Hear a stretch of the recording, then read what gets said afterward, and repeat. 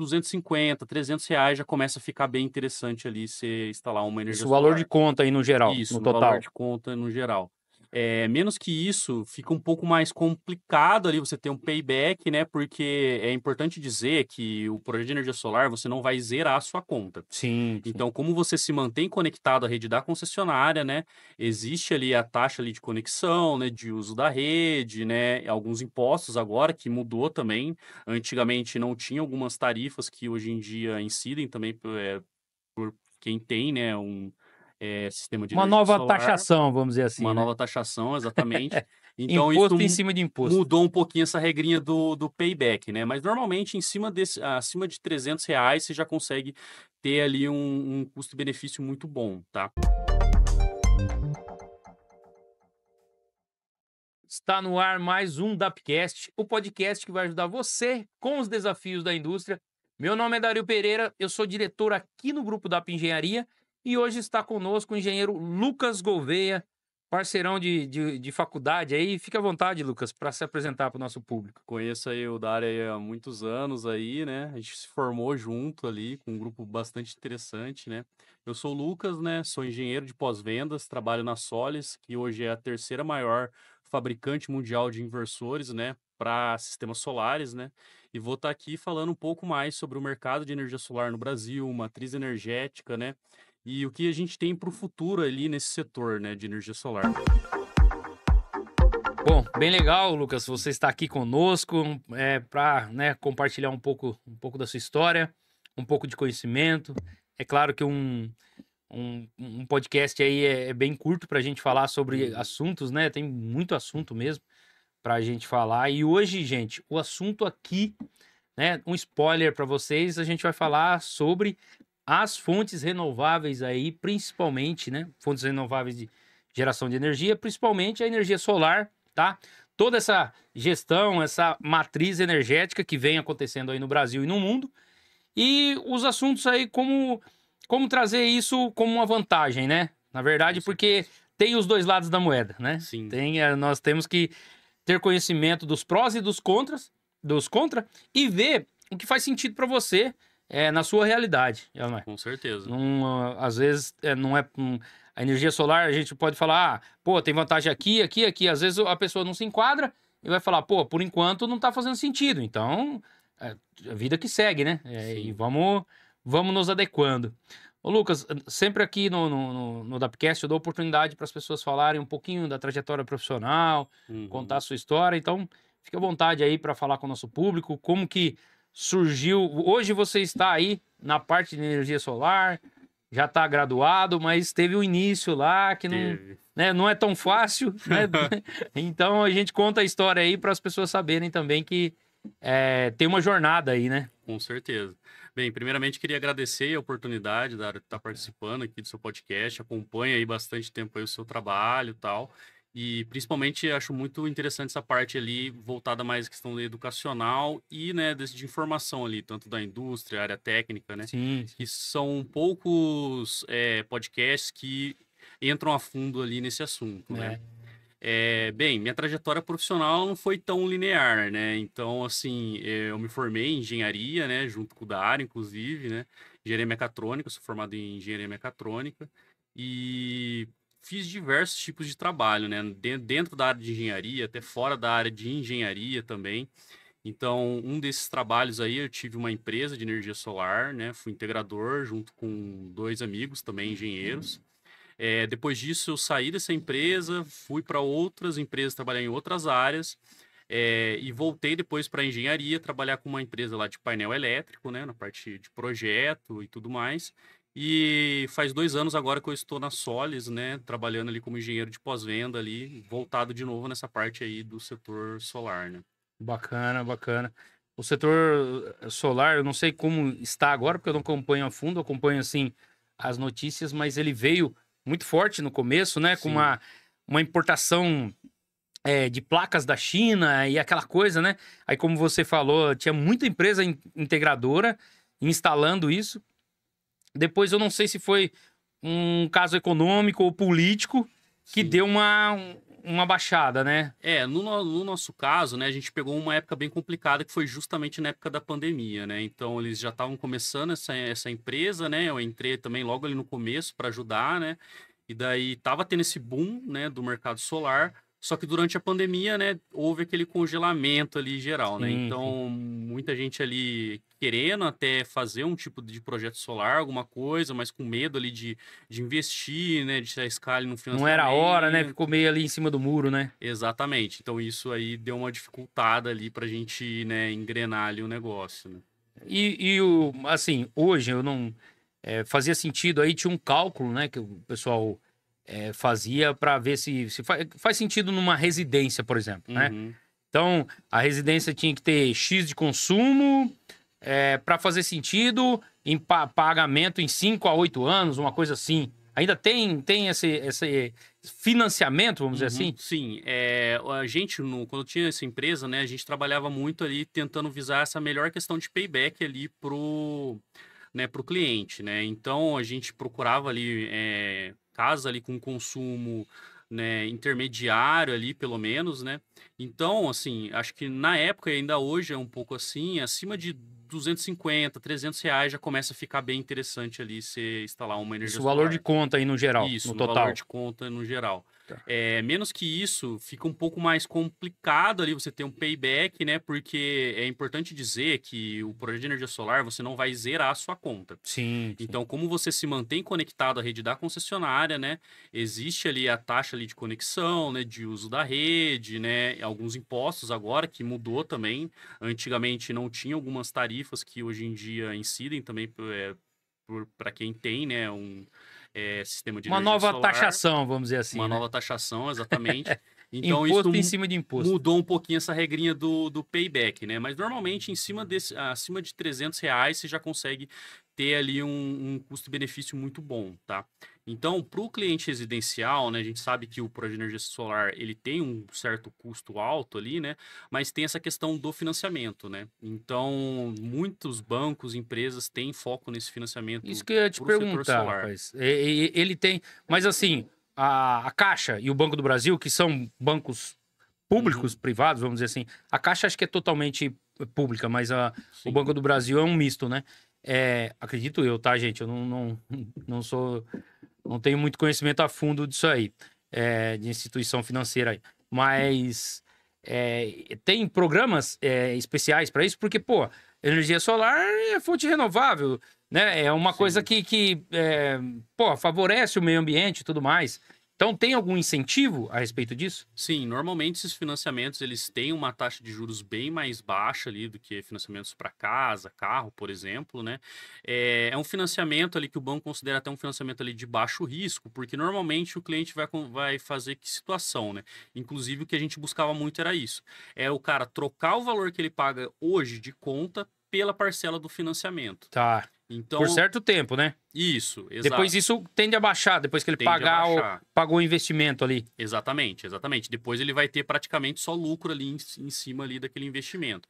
Na época, a gente girava ali paybacks ali em torno de 4 anos e meio, 2 anos e meio, dependendo ali do projeto. Então, o payback é relativamente bem rápido. Muitas vezes o cliente ele nem precisava desembolsar uma grana ali do bolso para fazer o projeto, né? Ele entrava nessa situação que o que ele estava economizando ali de conta seria basicamente ali o que ele ia pagar de parcela do financiamento, né? E lembrando que aqui no Brasil, principalmente, a energia elétrica ela tem um aumento ali todo ano praticamente muito alto, né? Muito alto o reajuste, né? Então, assim, esse payback calculado, que a gente usava uma taxa bem conservadora, às vezes dava 5 anos, mas às vezes em 2 o cara já tinha pago ali o sistema, só pela questão desse aumento ali, né, das tarifas, né? Cara, o aumento é complicado aqui no Brasil, principalmente, porque assim, eu gostaria de saber qual a base de cálculo que é usado para isso, cara. Tudo bem. Vamos imaginar que quando tem escassez de água, Sim. você tem aí que complementar de alguma forma, certo? Não sei se termoelétrica, né, e tudo mais. Tem as bandeiras, né? As bandeiras. Mas vamos imaginar que de um ano para outro tem um reajuste. Embasado no quê? Por exemplo, Itaipu. Então eu tenho lá manutenção, certo? Eu tenho que manter aquilo. Hoje, com a indústria 4.0, com tecnologia embarcada nesse sistema até de hidrelétrica, Cara, o sistema roda quase que autônomo. Verdade. Então, mas eu tenho lá as inspeções, né? Em turbina, eu sei que tem parada, tá, gente? O grupo DAP aqui já participou de parada de turbina, né? Pra fazer manutenção, pra gerar laudo, tá? Estudo de espessura de material, tem todo, né? Tem uma sequência de laudo que é feito na hidrelétrica, mas vamos lá, vamos colocar lá os custos, né? A parte de manutenção, parte de laudo, tal. Será que muda tanto de um ano para outro? E será que diluído altera tanto para vir no bolso do cliente final, cara? Assim, a gente realmente sabe que tem esse aumento de custos operacionais, inflação, né? Questão de expansão de rede ali, que as concessionárias... Linha de transmissão e tudo mais, linha né? de transmissão, exatamente, que elas precisam estar investindo também, né? Então, elas têm essa concessão, mas elas têm essa responsabilidade de estar ampliando e melhorando a rede, né? Mas, assim, o aumento todo não se justifica, né? Então, tem ali também uma questão ali, né? Favorecendo ali as concessionárias em relação a isso. E um monopólio, né? Porque se você tem uma concessão, você não tem opção, na verdade. E aí cai no que você falou. A energia solar não zera a conta. Bacana. Ela não zera, mas, por exemplo, depois que eu paguei o investimento, eu tenho o save, né? Então eu tenho aquela economia, né? Que eu posso utilizar a energia solar e ainda posso ceder o excedente aí para a companhia, né? Exatamente. Então, assim, para pessoal que não sabe mais ou menos como funciona a questão da energia solar, tá? Então, você vai, entre aspas, né, vender essa energia para a companhia elétrica, né? Mas aqui no Brasil não é autorizada essa troca em dinheiro mesmo, né? Então, ela é feita através de créditos, tá?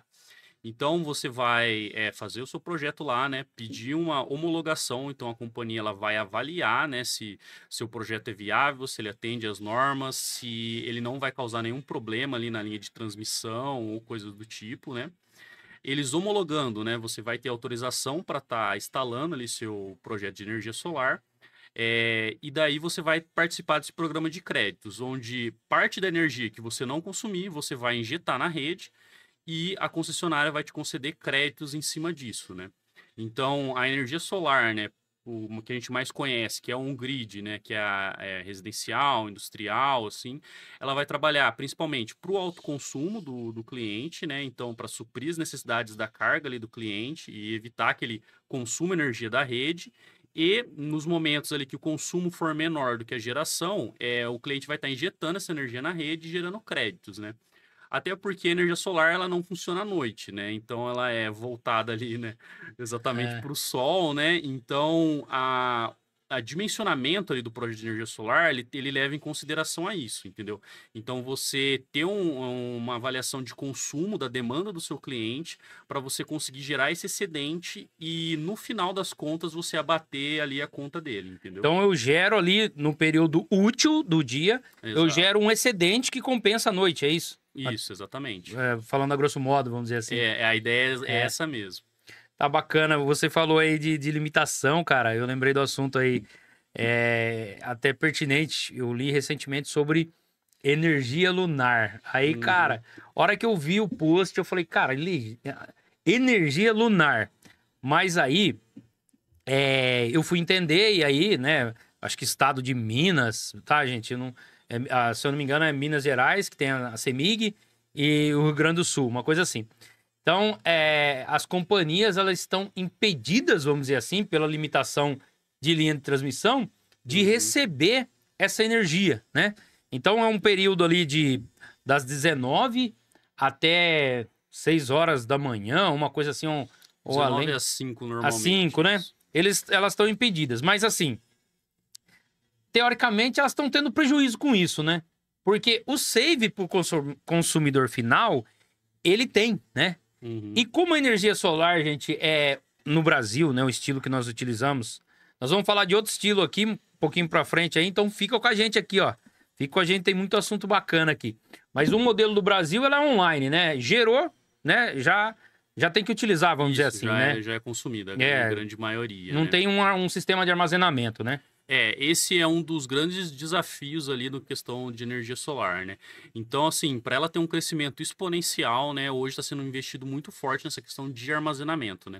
Porque a grande desvantagem ali da questão da energia solar é justamente essa, né? Você depender ali do sol para gerar energia, né? Então, se você conseguir armazenar esse excedente, né, aí você não tem limites ali Não para tem energia limite. solar, E né? você poderia utilizar na própria residência, né? Sim, E sim, não jogar para a companhia, exatamente. né? Na teoria é isso. E essa energia lunar, gente, é esse é poder, eu tô gerando esse excedente, não posso mandar para as linhas de transmissão porque as linhas não suportam, né? Uhum. E aí, né, tem que ver, analisar as soluções. O que acontece é que as companhias aí ela tem um certo prejuízo, né? Certo prejuízo nessa parte. E eles estão tentando resolver essa parte de energia lunar, né? O que que Eles acontece? apelidaram, na verdade, Isso, por causa da exatamente. É um noite, né? termo que surgiu recente, né? Através dessas inversões de fluxo que a companhia tá colocando e barrando alguns projetos de energia solar, principalmente em Minas. Então, é, eu, como engenheiro de pós-venda, tendo muito ali o pessoal da região de Minas, que Minas é um dos estados mais fortes ali na questão de energia solar. Passou São Paulo, inclusive, né, no tamanho de matriz energética solar. Só que as companhias lá, elas estão tendo, principalmente a CEMIG e tal, né? Ela está tendo bastante problema ali dessa questão de inversão de fluxo. Tá. Então, assim, até saiu uma pesquisa, né, que no ano de 2023, um a cada 5 integradores que trabalham com energia solar tiveram problemas com inversão de fluxo. Então, uma quantidade grande ali de projeto está sendo barrado, né, ou limitado nesse caso. Então, explicando ali como que funciona pro lado da companhia, né? O porquê que ela te compra essa energia sua, ela te fornece esses créditos, né? Então, quando a gente fala de sistema elétrico, a gente tem que pensar em duas coisas, né? Tem a parte de geração e distribuição. Então, as companhias que a gente conhece, normalmente aí CPFL, Enel, Copel, a CEMIG, né? Elas são normalmente distribuidoras, né? Elas têm alguma coisa ou outra de geração também, né? Mas o grande foco delas é a distribuição de energia. Então elas precisam comprar essa energia de alguma fonte geradora, né? Então, uma usina de Itaipu, uma usina termoelétrica, nuclear, né? Certo. Várias fontes ali, né?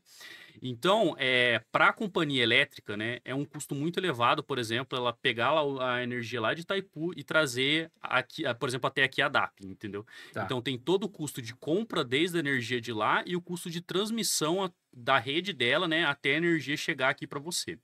Então, para a companhia de luz, né, a companhia elétrica, é muito interessante ela comprar essa energia de alguém próximo de você que está gerando e fazer essa transmissão até você, né? Então ela economiza ali também bastante dinheiro em relação a isso. Logística, né? Exato, logística, operacional, né? A questão do próprio compra mesmo daquela potência, daquela energia ali, né? Então sai muito mais em conta. Então por isso que existe esse sistema de créditos, né? Então, em geral, isso é também benéfico para as companhias elétricas, tá? Mas o que que acontece, né? Algumas delas também já estão entrando nesse mercado, tanto de energia solar quanto de geração, né? E em alguns determinados casos elas estão barrando esses projetos, né? Então, existe um fator lógico ali, né, atrás disso também, né? É importante dizer, porque a rede ela precisa também comportar, né, essa demanda que você está colocando a mais na rede, né? Então, as redes elétricas do Brasil elas foram pensadas, né, acho que como no mundo todo, na questão, né, de um fluxo de geração para carga, né? Então, o que está acontecendo hoje com essa possibilidade de geração autônoma, né, de energia, né, você pegando lugares ali que tem uma carga não tão alta e tem bastante geração, acontece esses pontos de inversão de fluxo, tá? Em geral, ali, isso não vai causar tantos problemas ali na questão de linha ali da rede da concessionária, mas se isso não for bem dimensionado, né, pode trazer problemas, como aumento de tensão na rede, né, problemas em algumas cargas, né, então deixa de ser algo positivo ali. Então, por isso que existe essa avaliação, né. O problema é que algumas legislações deram que meio carta branca ali para as companhias acabarem dando essas negativas ali para muitos clientes, né? Que impactou bastante ali Aí no barra o sistema projeto. solar. barra o projeto muitas vezes, ou coloca restrições, né? E daí a Enel, né, entrou, a Enel também entrou ali nessa questão, né, e criou ali algumas portarias, né, algumas normativas para também, né, ajudar ali o consumidor, né. Então a companhia elétrica, né, ela deveria apresentar um estudo realmente ali mostrando os pontos que ela vai ter esse problema de inversão de fluxo e oferecer também possibilidades de solução ali para o cliente, né. Então, algumas delas seria, né, limitar essa potência injetada na rede ali em determinados valores, né, dependendo ali da demanda e cargas ali da região, né. Às vezes, né, realmente proibir realmente essa injeção, né. Então, o cliente ele tem toda a liberdade, é importante dizer, tá, para ter o autoconsumo dele, né. Então, ele não precisa realmente. Que faz esse chaveamento aí de eu liberar a injeção de energia na rede ou não? Certo, bastante interessante. Então, vou até falar aqui porque a Solis ela tem uma solução voltada justamente para essa questão, né? Bacana. Então, por exemplo, a gente tem um equipamento chamado EPM, né? Que é o Sport Power Manager, né? Então, ele vai gerenciar essa energia exportada, né? Então, a função dele é justamente nesses casos onde você tem, por algum motivo, tanto físico, né, ou legal ali, para essa questão da companhia, limitar a potência que você vai colocar na rede, né? Então, isso é bastante legal até para o pessoal da indústria, né? Então, por exemplo, você tem aqui a DAP, uma indústria, você tem um alto consumo de cargas, mas às vezes a sua rede aqui, ela está saturada, ela tem alguns problemas ali, então você injetar essa energia na rede pode causar problemas, né?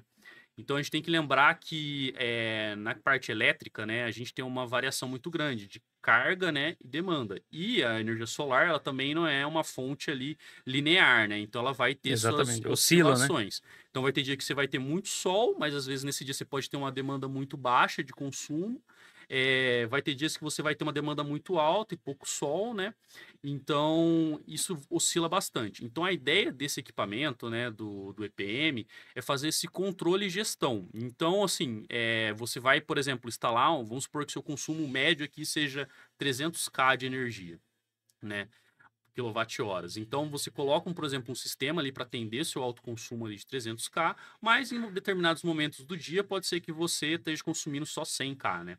Tá. Então, como fazer isso, né? Esse equipamento ele vai fazer ali a gestão dos inversores ali daquela planta, né?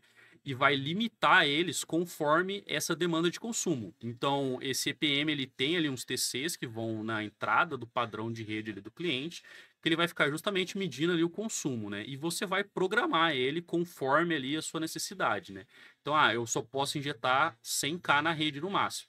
Então, se o seu consumo ali está em 300, você só está usando 100, ele vai limitar os inversores, né, para entregar só o 100 para você e o 100 para a rede, né, deixar nos Bacana. 200. Ou no grid zero também, né, que em alguns casos tem essa proibição realmente de injeção na rede, né. Aí eu não injeto. Aí você não injeta. É bacana. Gente, quando ele fala TC, é o transformador de corrente. Então, é um sensor, tá? Se eu tenho o transformador de corrente lá monitorando, eu consigo também saber o quanto que eu estou consumindo na minha casa, por exemplo. Sim, sim. Eu extraio esses dados desse aparelho? Você consegue extrair esses dados de consumo, né? Então, o EPM ele vai fazer ali esse monitoramento em tempo real do consumo de carga, da produção fotovoltaica ali do momento, né? E do consumo e da exportação também, o quanto você está exportando ali no momento, né? Então é uma solução que, assim, nos últimos anos, né? No último ano, principalmente, cresceu muito a procura, né? Justamente por essa questão aí também das companhias elétricas, né? E existe uma funcionalidade também, né? Existe uma aplicação muito interessante também no EPM, é no caso de indústrias, né? Empresas ali que elas participam, por exemplo, do mercado livre de energia, né? Então, onde você negocia ali, né? Da onde você quer comprar a energia, então você consegue ter um preço mais barato ali, né? Na energia que você está consumindo. Porém, existem algumas limitações. Você, muitas vezes não pode exportar energia, né? No caso de geração. Então, nesses casos, né, é feito um sistema pensado para o autoconsumo, onde você tende a tentar baixar essa demanda contratada para pagar ali, né, um valor que não seja tão alto ali para a companhia e não exportar para a rede, né, por conta dessa questão, né, e gerar um alto consumo ali solar para manter ali, né, sua indústria, sua empresa ali, né, sem ter que aumentar tanto a demanda contratada. Tá, legal. Uma curiosidade agora, cara. Se você tem esse aparelho, faz a gestão energética e tudo mais.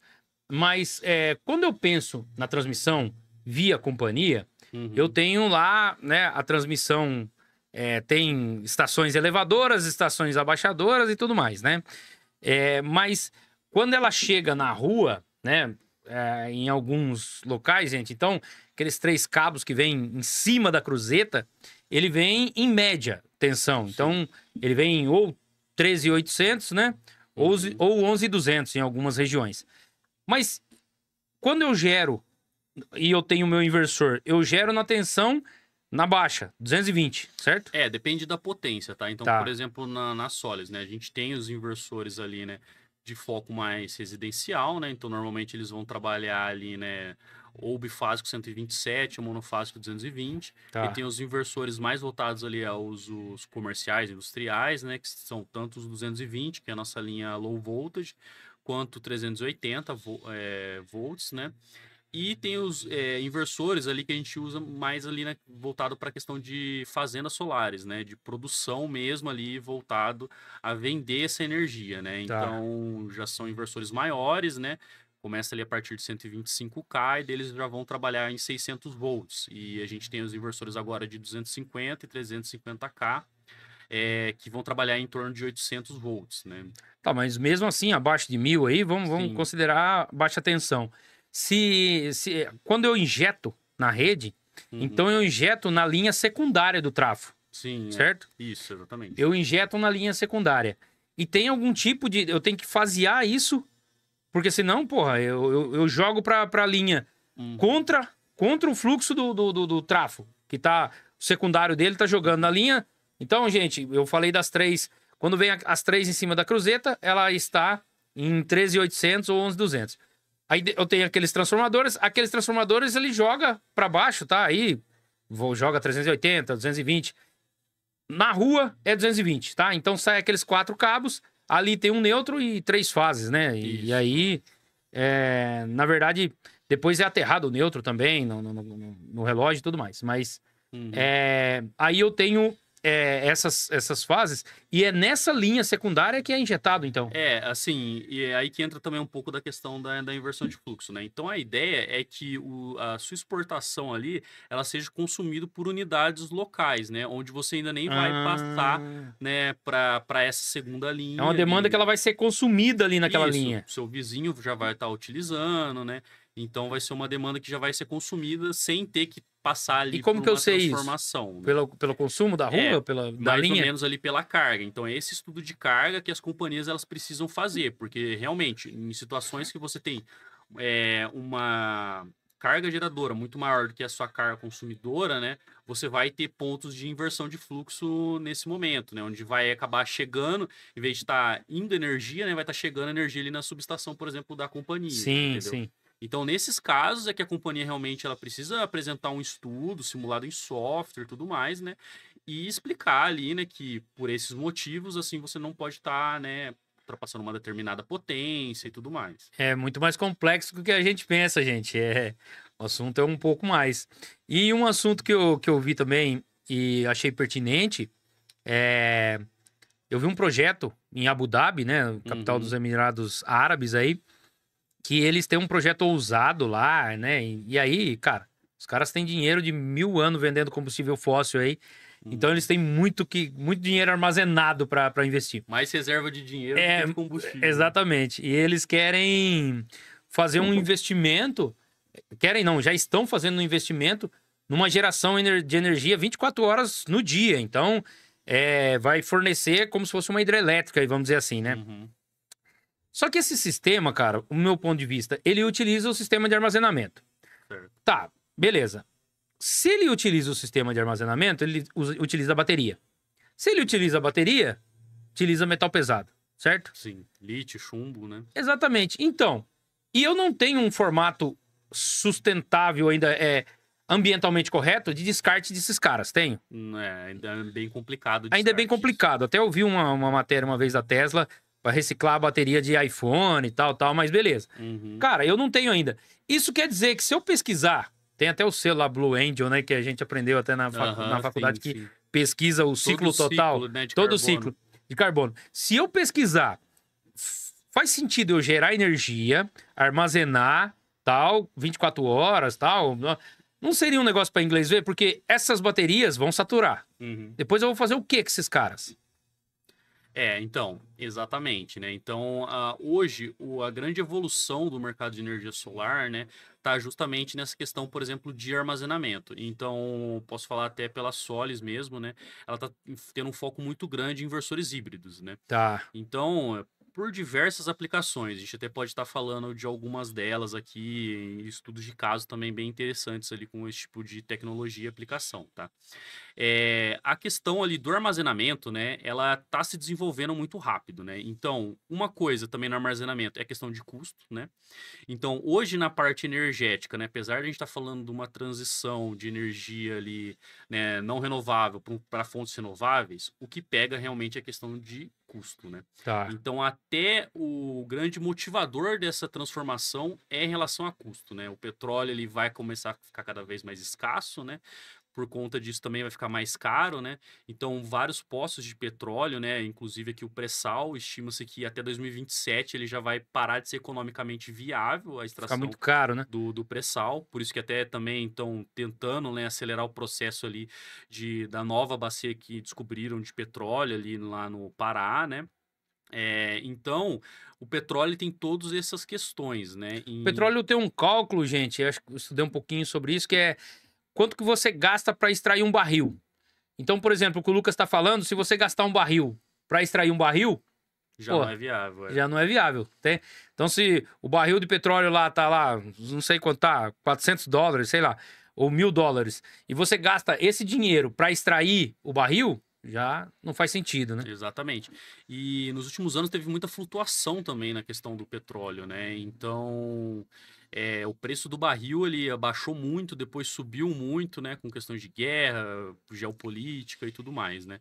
Então, o investimento ali em energias renováveis, né? É muito voltado também na questão financeira, né? Então, hoje o que pega nessa questão de armazenamento é muito mais o financeiro, né? Muito mais Então, dinheiro do que a por exemplo, né? sustentabilidade, Vamos vamos dizer colocar assim. num projeto solar ali residencial, né? Vamos supor que você gaste 20 mil ali num projeto para atender uma residência ou um grid. Se você for fazer esse mesmo projeto com um sistema híbrido, sistema de armazenamento relativamente grande para atender realmente essa residência para ela ser quase praticamente autônoma da rede, né? Você gastaria mais ou menos o dobro ali do valor, né? Muitas vezes ou até mais. Então, o banco de baterias hoje é muito caro, né? Mas eu estava até estudando também um pouco mais sobre essa questão de armazenamento, né? E tá chegando soluções, assim, muito interessantes nessa parte de armazenamento, né? Que daí é aquilo que a gente tinha comentado, né? Vai ser ali onde o mercado solar ele vai explodir. Sim, e não sim. é só o solar, Vai ser tá? exponencial aí. É importante falar que não é só o solar também que depende dessa questão de armazenamento. Por exemplo, energia eólica, né? Sim. Então, a energia eólica também ela tem bastante oscilação. Até energia hidrelétrica, né? Que depende também ali de como tá os rios, né? Então, muitas vezes ali as usinas hidrelétricas precisam abrir a comporta porque não tá produzindo mais do que a demanda, Exatamente. né? Então, Ou às vezes ela não tá produzindo porque tá em período de seca, né? de seca. E tudo mais. Só que assim, o meu pensamento, a hora que a gente conseguir resolver esse gargalo, Sim. a gente vai linearizar as energias de fontes renováveis, porque você vai criar um backlog, certo? O sistema de armazenamento ele vai ser um backlog, um acúmulo ali que vai acontecer o seguinte: eu tenho aqui, o acúmulo vai estar aqui e aqui vai estar estável. Então, gastou aqui para deixar estável, né? Aumentou, mas está estável. E isso vai ter um range em que eu vou para mais e para menos, e aqui no meu fornecimento aqui vai tá linear, né? E a energia eólica é isso também, né? Exatamente. Então, tem um formato agora, eu não sei se avançou, mas eu estudei um pouco a respeito, depois, né, N motivos aí eu parei, mas no movimento das marés também, né? O pessoal tem avançado com aquelas boias. Primeiro era um esquema, depois eram umas boias que era uma solução com uma placa solar, vamos dizer assim.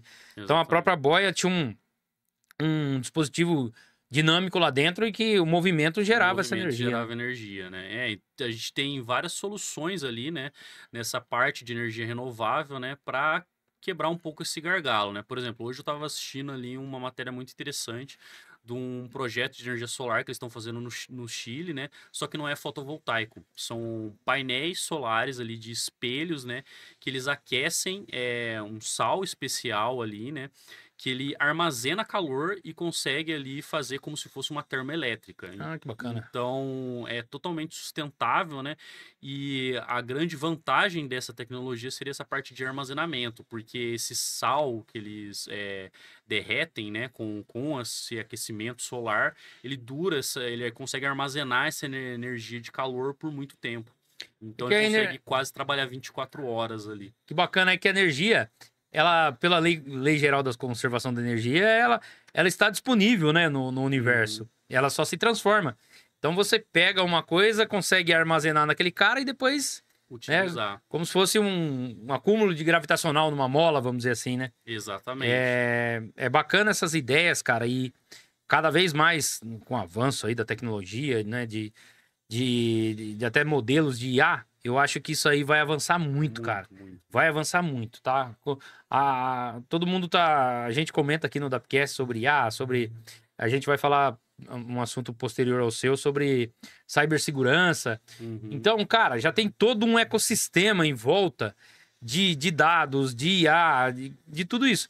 Não tem um caminho sem volta. Então as pessoas têm que... Eu sempre tô alertando aqui, gente, vamos estudar, tem gratuito. O negócio tá aí, disponível, né? É igual o Dapcast, tem no YouTube. Pô, um assunto bacana de energia solar, de matriz energética. Pô, vai lá, né? Pesquisa, né? Tem no Spotify. Nosso Dapcast aqui tá no Spotify, no Apple, na Amazon, tá no YouTube. Então, a informação hoje é muito fácil. Sim. Só que as pessoas, por comodismo ali, uma coisa... né, acomodado, zona de conforto, não está vendo, aí a tecnologia vai passar.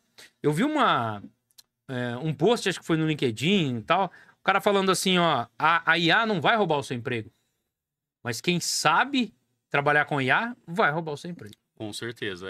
Isso é até profissionalmente uma coisa que eu estou tentando buscar esse ano, focar nessa parte ali de aprendizado de IA, né, dessa parte de programação também, tecnologia, para... porque é o futuro. A gente o futuro. Tem como voltar atrás mesmo. Independente da área que você trabalha, independente do modelo de negócio que você faz a gestão, que você gerencia, vai ter inteligência artificial, vai ter dados, vai ter coleta de dados, vai ter gestão energética, vai ter... cara, daqui para frente vai ser tudo assim. O recurso natural, ele vai ser cada vez mais escasso. Né? Sim. E quando o recurso que eu falo, todos, gente, água, energia, tudo. E o que acontece? A gente vai usar da tecnologia para utilizar da melhor forma possível. Esses recursos. Em tudo. Exatamente. Em tudo vai ser assim. Então, gente, vamos estudar, vamos nos atualizar. Né? Eu vi até o Tramontina, cara. O Tramontina passando... Ele tá fazendo um anúncio para uma startup aí que é... inteligência artificial para 45 mais. Olha que bacana. Então, o pessoal que tá perto de aposentar aí já tem treinamento de IA para vocês, gente, ó. Pesquisa aí, ó, anúncio do Tramontina 45 mais IA. Você vai achar. E é muito bacana. E assim, eu comentei da parte do Emirados Árabes. E uma coisa que me chamou a atenção, eu não sei se isso, tá, é fato ou é fake. Mas, beleza, eu vou comentar aqui, gente. Tá, eu li como fato, mas não sei dizer se isso... E na verdade, nem se já foi refutado isso aí, tá? Não sei. Mas vamos falar, né, o que eu vi. Eu vi a China tem projeto para o quê? Colocar, como eu tenho satélite de transmissão, colocar como se fosse satélites e uma usina de geração fora da Terra, né? Para não ter a limitação de horário. Então, isso... Cara, só que assim, né? Vocês falam, como que vai transmitir? Gente, não sei. É projeto deles e é coisa de futuro, tá? Sendo desenvolvido. A ideia de colocar... É como se fosse uma estação espacial, né? Colocar as placas e tudo mais, instalar. Eu acho que isso, na nossa atualidade, já é até possível a instalação disso. Agora, quais os impactos ambientais? Não sei, né? Por quê? Porque se ela tá absorvendo lá, não tá passando para a terra. Exato. Concorda? Então já é um problema. Então, se eu tenho a esfera terrestre aí e eu vou cobrir ela para absorver os raios solares, aqueles raios solares que serão absorvidos. Ah, mas eu vou colocar do deserto. Tá bom. Não tem como, né? Porque só se continuar a rotação da Terra. Mas vamos lá. E tem o problema da transmissão, né? O problema dessa transmissão, dessa demanda. Como que eu vou transmitir esse cara para cá, né? Daí a gente entra sempre naquele ponto, né, de realmente viabilidade, né? Que não basta só a ideia funcionar, ela tem que ser econômica, economicamente ela tem que fazer sentido ali também, né? Então, existem vários estudos, né? Então, por isso até que é bom você falar dessa questão do investimento da Arábia Saudita e de outras companhias. Hoje, no mundo, as maiores investidoras ali na questão de energia renovável são as petrolíferas. Que nem aqui no Brasil, a Petrobras, né? Na Arábia Saudita. Porque, é uma energia que vai acabar, ela está sofrendo cada vez mais essas variações de preço, né? Só que a demanda energética ela só vai aumentar, né? Então, o Brasil hoje já está com quase 230 gigawatts de energia, né? Então, a demanda só está subindo, né? Então, é uma corrida, né? Como teve várias corridas ali, né? Corrida espacial, Guerra Fria e tudo Guerra mais. Fria.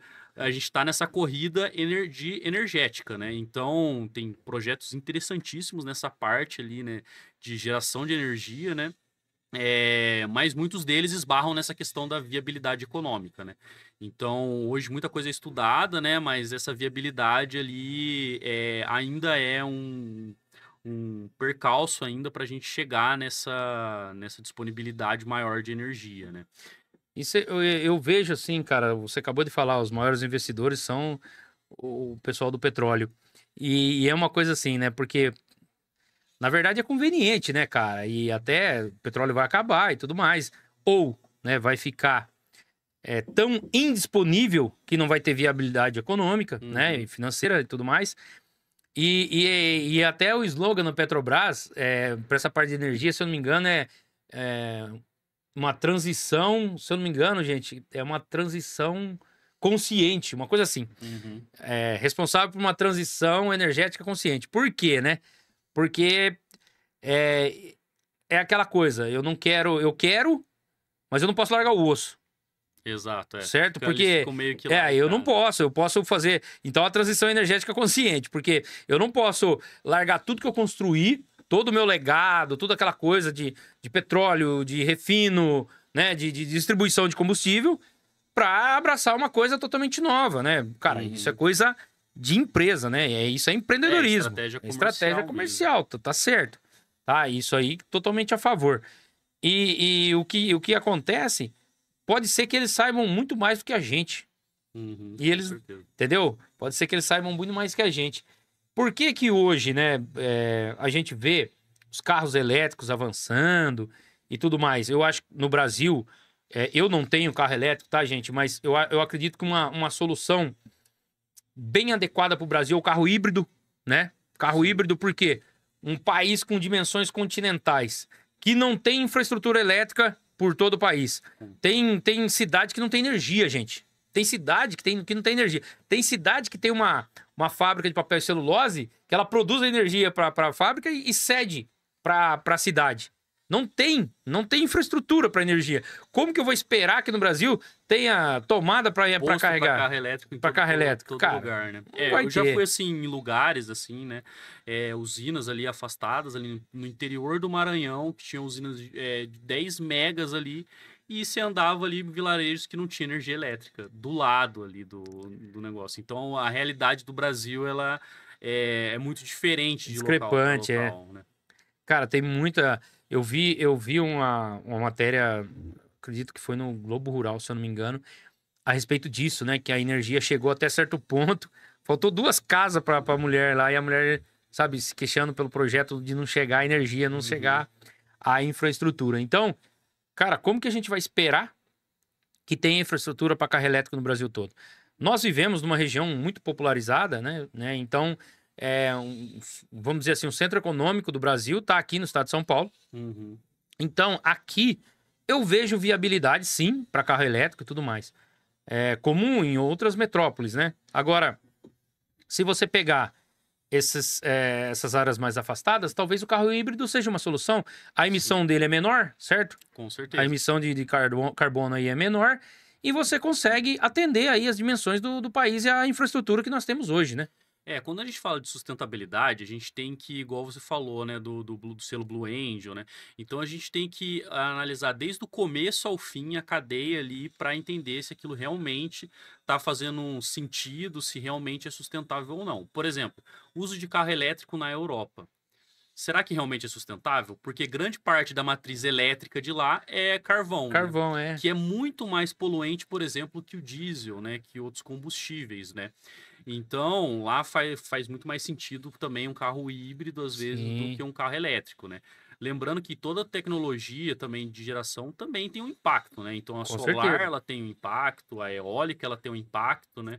Que nem a eólica também tem questão de migração de pássaros, né? Você não pode colocar em qualquer lugar, né? Poluição visual, altera Auditivo. auditiva.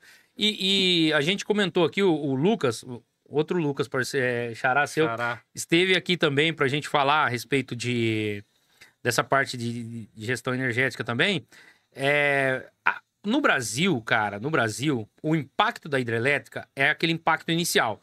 Pô, não tem impacto? Tem. Claro que tem. Uhum. Só que depois desse impacto, vamos dizer assim, você consegue criar, não digo contornar, mas amenizar, Sim. porque aquilo vai ter pássaros, vai ter peixe naquela área de represamento, né? Uhum.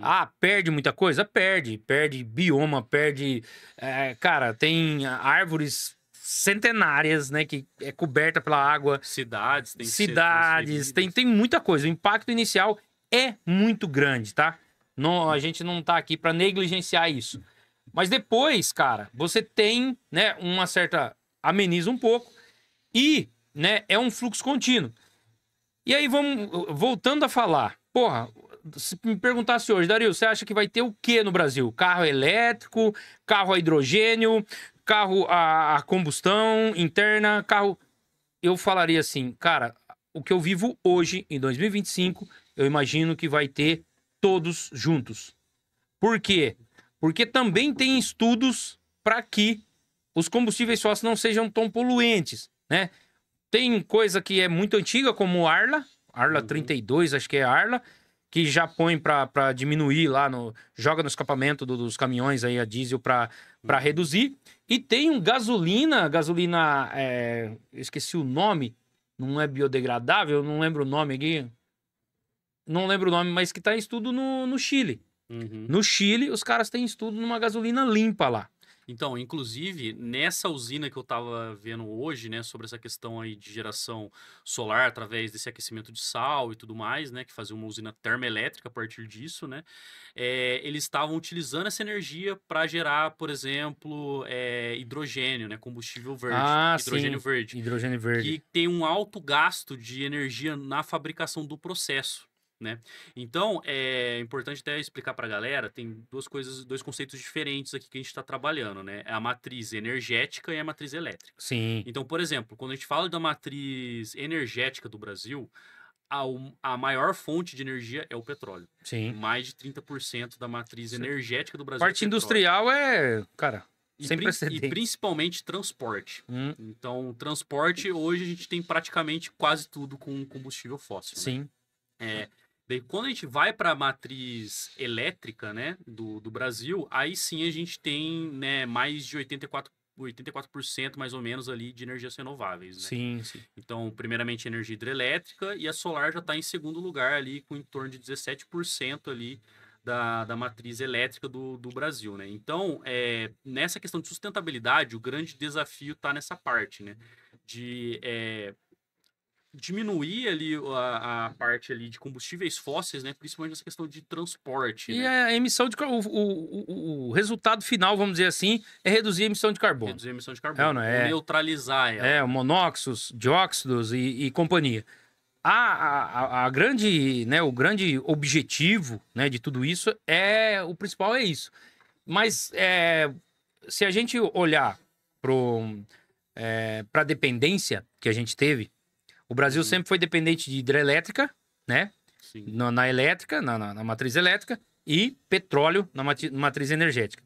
Se a gente avançar com isso, e tenho soluções híbridas, e eu tenho eólica, solar, né? E eu tenho outras fontes, né? Que eu posso trabalhar para veículo, para logística e tudo mais, eu não fico dependente só de um cara, né? Exatamente. Como teve o Proálcool lá, eu não lembro o ano, se foi, cara, na década de 80, se eu não me engano, saiu os carros a álcool e tudo mais.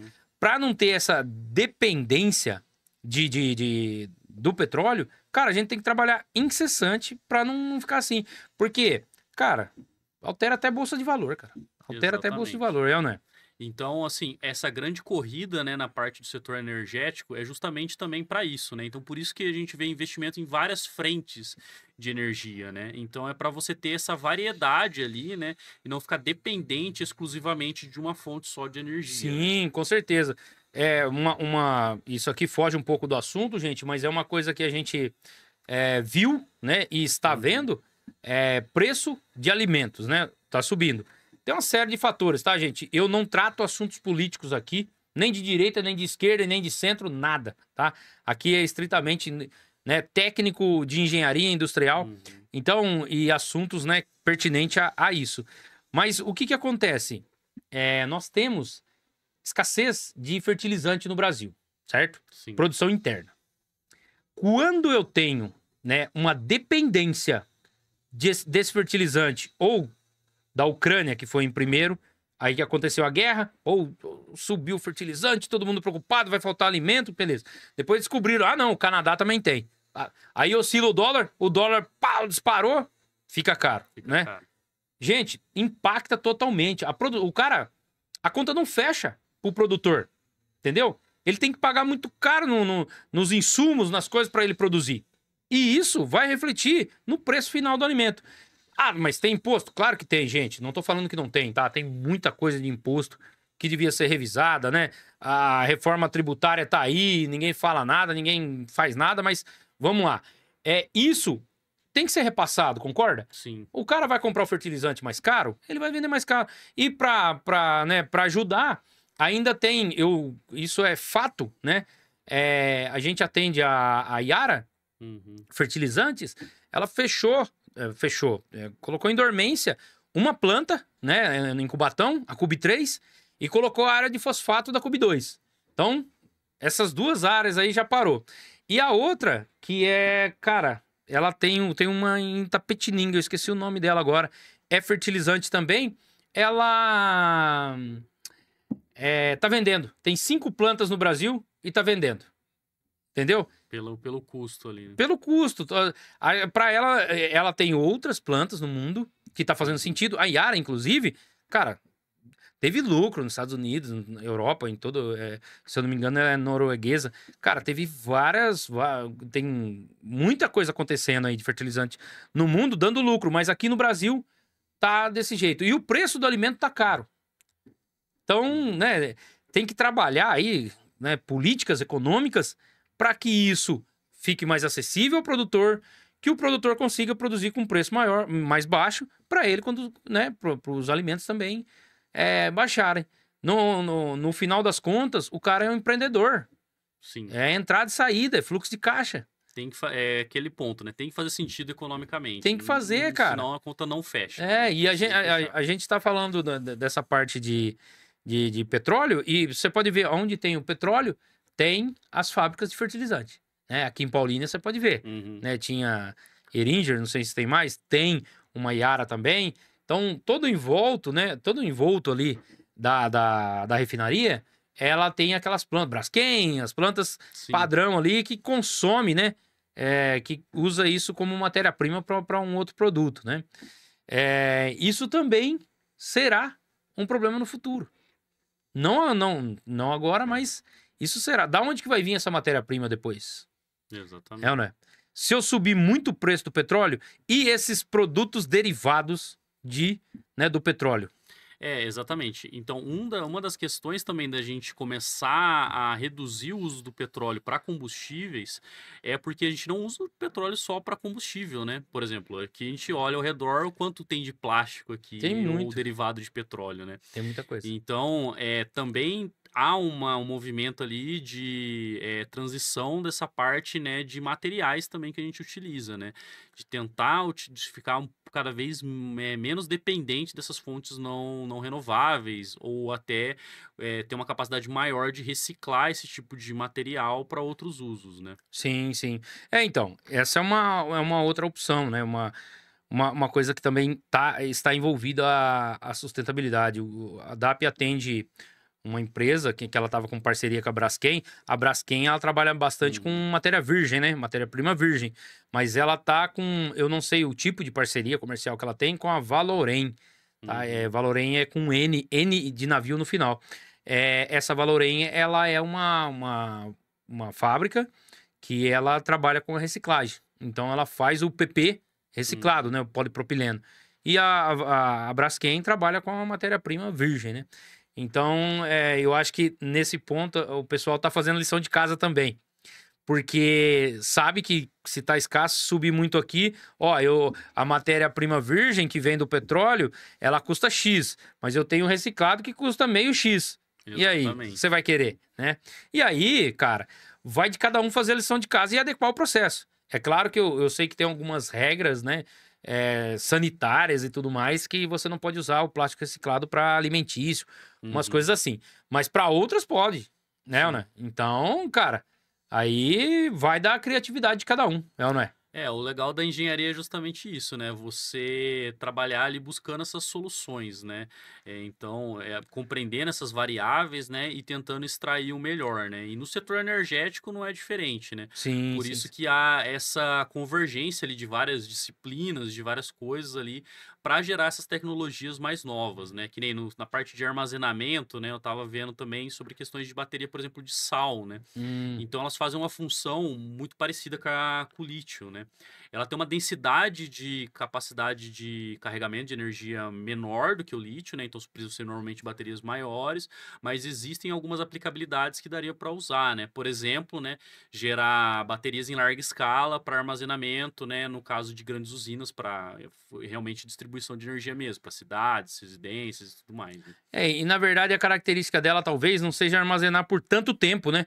Mas um período menor, né? E Uhum. ela não saturar com tanta facilidade, né? Isso. Porque imagine, vamos imaginar hoje uma residência, né? Eu gero energia durante o dia, aí eu armazeno, certo? Utilizo à noite e no outro dia eu começo a armazenar de novo. Então não é um período longo que eu preciso armazenar esse cara, né? Exatamente. Normalmente, assim, é justamente para suprir em momentos específicos a necessidade, né?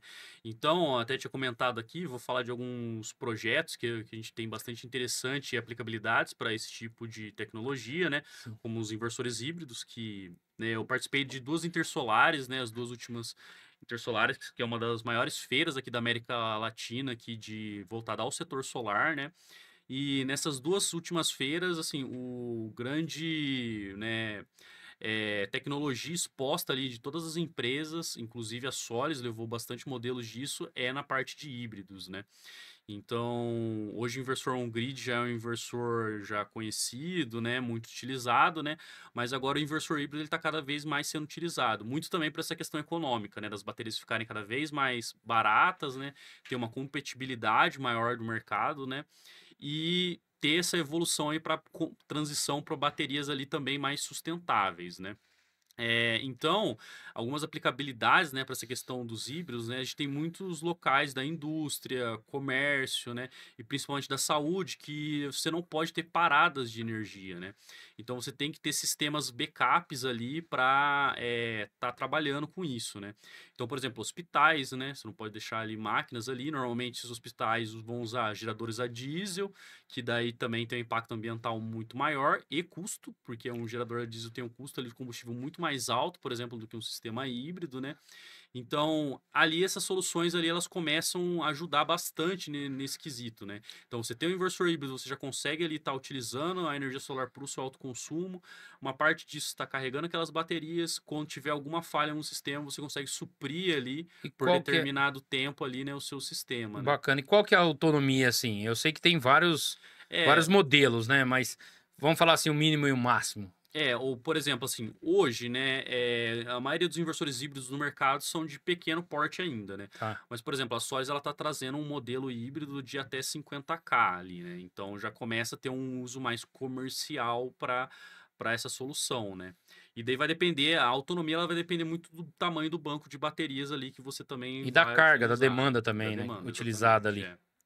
Então a ideia é que hoje ainda não é tão viável para tocar, né, por exemplo, uma planta inteira, né, uma fábrica inteira, mas sistemas ali específicos, né, você consegue fazer isso, né? Um estudo de caso também que eu vi bastante interessante, né, esses dias, é sobre uma empresa. O cara tinha uma fábrica ali de café. Em determinado processo dele, ele passava por um elevador que ia fazendo algumas beneficiações ali do café e tinha que sair do outro lado. E esse processo ele tinha que ser contínuo, ele não poderia sofrer paradas. E uma realidade também aqui do Brasil é a questão da qualidade da rede elétrica nossa, né?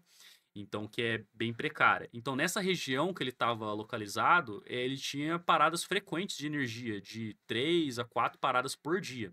E se a máquina parasse no meio desse processo, né, ele tinha uma perda ali de mais ou menos R$ 7.000 ali, em cada parada que ela dava, né? Porque daí tinha que perdia a qualidade do produto ali, né, que estava passando por aquele processo, tinha que restartar a linha, fazer todo um processo, né?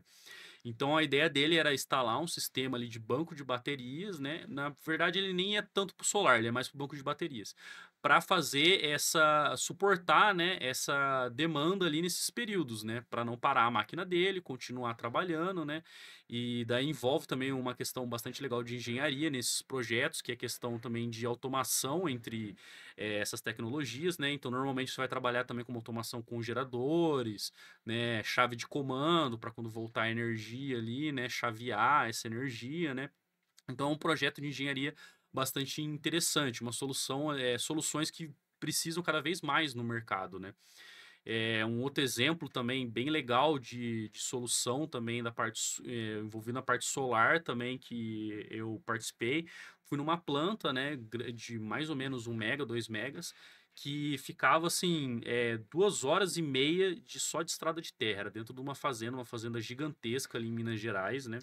Eles estavam começando ali a plantação para produção de soja e algumas outras coisas. E nesse processo, né, eles usam muita energia no processo de irrigação, né? Então eles usam Uhum. sistemas de pivô ali que tem um consumo muito alto de irrigação e ele não pode parar. Em hipótese alguma, o pivô ele tem que estar sempre ali irrigando, ele não pode sofrer paradas também, Ele senão ele. utiliza tanto para movimentar quanto para bombear, né? Exatamente. Então é um gasto alto de energia e ele não pode ter paradas ali, senão o cara tem uma perda de qualidade, até a perda da safra ali que ele está colhendo, né? É, em- e nesse local em específico, nem tinha rede de energia elétrica, para você ter uma ideia. Então, o que foi feito lá, né? Foi construída uma usina solar ali, né, de solo, para atender parte da demanda, só que a gente cai naquele problema, né? O solar ele tem a questão da oscilação, da Variação variação da iluminação solar. conforme o tempo. E o pivô ele não poderia ter essa variação, né? Então, em muitos locais funcionam só com geradores a diesel, né?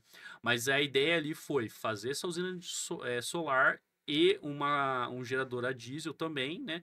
Só que o gerador a diesel, para ele trabalhar no mínimo ali, né, de start dele ali, em torno de 20% mais ou menos, e o solar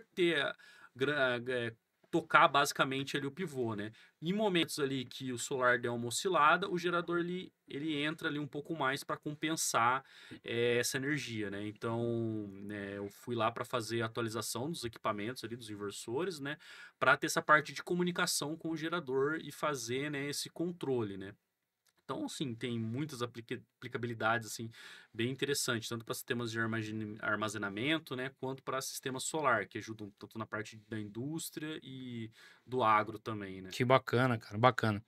Bacana que, assim, é uma coisa que eu acho que tem que avançar muito, né?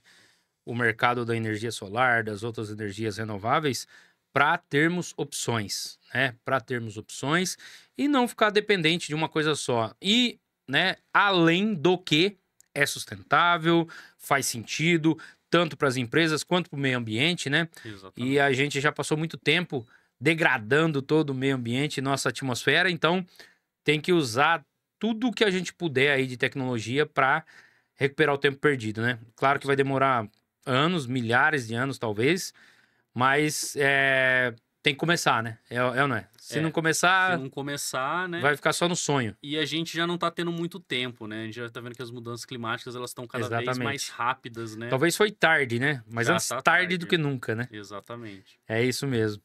Bom, Lucas, agradeço a sua participação aqui e eu sempre dou oportunidade às pessoas de passar os contatos, né? Estamos chegando ao final aí, mas passe aí os seus contatos, da Solis também, que tem as soluções aí para energia solar, né? Para as pessoas que querem trazer essa solução aí. É uma solução, gente, a gente está falando aqui sustentável, né? Economicamente lucrativa, tá? Então é uma coisa bacana. É bom para você, é bom para o meio ambiente, é bom para todos.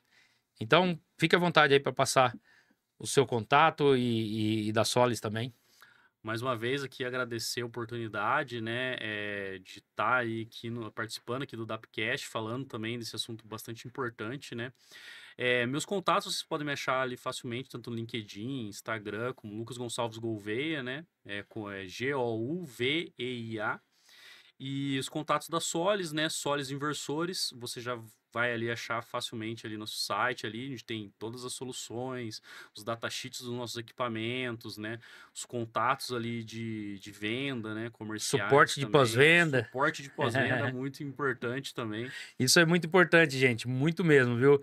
Porque eu não vou falar aqui nem de país, porque, cara, longe de mim, mas algumas coisas, né, você não tem o suporte, não tem nada, e aí você faz um investimento talvez até alto, né? Uhum. E não tenha a experiência sua como cliente, é uma verdadeira porcaria. Então, preze muito, tá?